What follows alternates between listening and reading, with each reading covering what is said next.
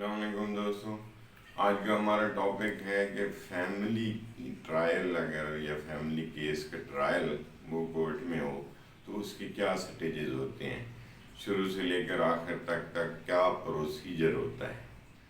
اس میں یہ بڑا فیملی کیس کا جو پروسیجر ہے وہ ڈیفیکلٹ نہیں بنایا گیا، بالکل اس کو آسان بنایا گیا ہے۔ اس کے بالمقابل اگر ہم سول کیس کا پروسیجر دیکھتے ہیں تو وہ خاصا مشکل ہوتا ہے، لیکن فیملی کیس کا جو پروسیجر ہے وہ بالکل آسان ہے اور ٹرائل بالکل سادہ سا رکھا گیا ہے۔ سب سے پہلے ایک جو ہے سوٹ ڈرافٹ کیا جاتا ہے فیملی کیس کا۔ اس سوٹ کے اندر آپ بھلے 4 سوٹ بھی شامل کر دیں۔ مثال کے طور پہ کسی نے ڈاور لینا ہے، ڈوری آرٹیکل بھی لینا ہے، بچوں کا مینٹیننس بھی لینا ہے، یعنی اسی طرح کوئی ریکوری ہے پراپرٹی کی، تو یہ سارے کلیم ایک عورت کی طرف سے یہ سارے کلیم ایک ہی سوٹ میں بنا کر عدالت کو پیش کیا جا سکتا ہے۔ اب اس میں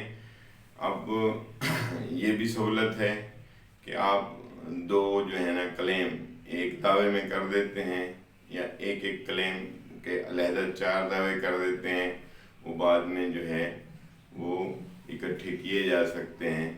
اسی طرح یا یہ ہے کہ بھی آپ ایک ہی دعوے میں سارے دعوے کر لیں، تو عام طور پر پھر یہ ہے کہ بھی اس دعوی جات کو اکٹھا کر کے ان سارے جو بھی کلیم ہیں ان کا ایک سوٹ بنا کر اس میں صرف 15 روپے کی کورٹ فیس لگتی ہے۔ کورٹ فیس بھی زیادہ نہیں ہے، جورسڈکشن بھی جو بھی فیملی کورٹ ہے اس کا لکھا جا سکتا ہے، اور اس کے علاوہ جو ہے وہ کاز آف ایکشن بھی بڑی آسانی سے اس کے اندر لکھ کر وہ سوٹ فائل کیا جا سکتا ہے۔ ساتھ جو کاغذ لگنے ہوتے ہیں، سمپل سا ایک دعویٰ لکھ کر ساتھ ساتھ جو اس کے ہے، یہاں سندھ میں تو ہے اس کی ایڈنٹیفیکیشن بھی ہوتی ہے، کمپیوٹر برانچ بنی ہوئی ہے، اس کی ایڈنٹیفیکیشن ہوتی ہے، وہاں سے کرا کر وہ بھی اس کے ساتھ ایفیڈیوٹ لگایا جاتا ہے، نہیں تو سمپل ایک دعویٰ لکھ کر انڈیکس لگایا جاتا ہے۔ لسٹ آف وٹنس لازمی کہ جو بھی لسٹ آف وٹنس ہیں، جو آپ کے گواہان ہیں، وہ ساتھ لگانے پڑتے ہیں۔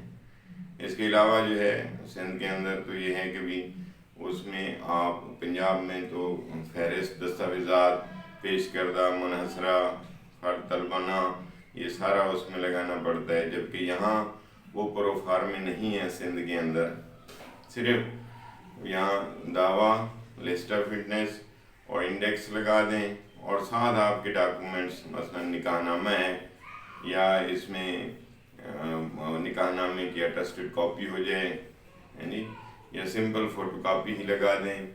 اس کے ساتھ عورت کا شناختی کارڈ اگر نہیں ہے تو پھر فوٹو اس کا وہ ساتھ لگا کر، وکالت نامہ ساتھ لگا کے یہاں کیس فائل کیا جاتا ہے۔ پہلی فرصت میں سارے جو موڈز ہیں سمن کے، ڈیفینڈنٹ کو سمن کرنے کے، وہ ایک ہی دفعہ ہو جاتے ہیں یہ فیملی کورٹ کے کیس میں۔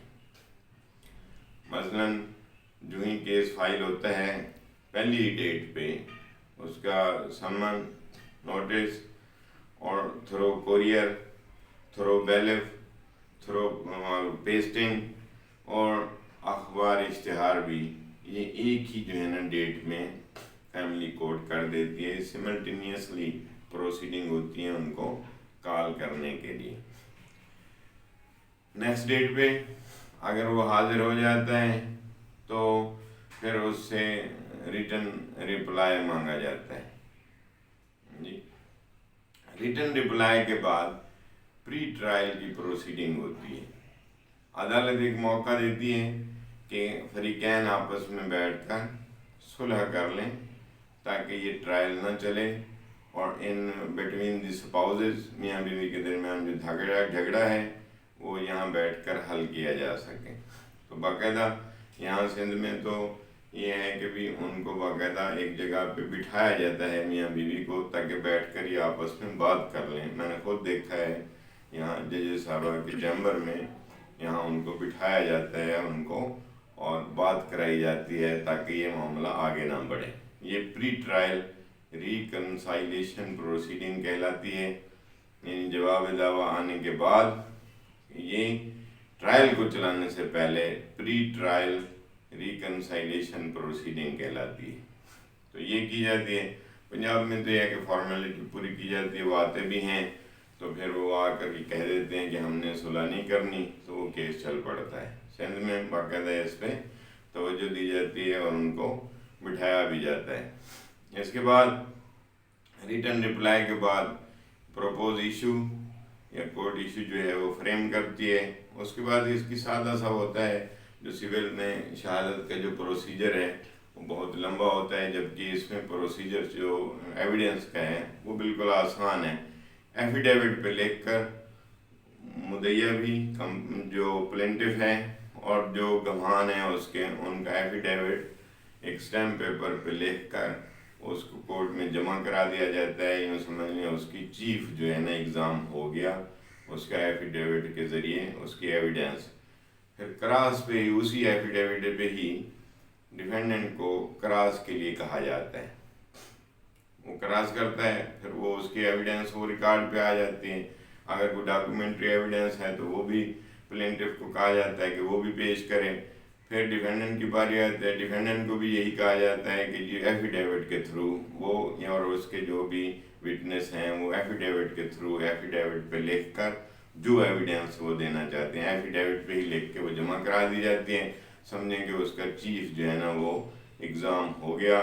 کراس ایگزام کے لیے پھر پلینٹف کو کہا جاتا ہے کہ ڈیفینڈنٹ پہ کراس کر لیں. پھر فائنل ججمنٹ دینے سے پہلے پھر جو ہے نا آفٹر ٹرائل جو ہے وہ ریکنسائلیشن پروسیڈنگ ہوتی ہے. پھر یعنی ججمنٹ دینے سے پہلے ہی سمجھ لیں کہ قانون یہ موقع فراہم کرتا ہے کہ میاں بیوی کے درمیان جو جھگڑا ہے یہ پھر صلح کر لی جائے. پھر ان کو بٹھایا جاتا ہے.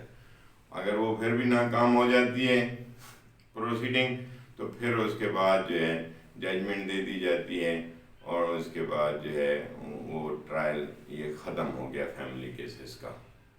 I think you have answered the question. Thank you. اللہ حافظ.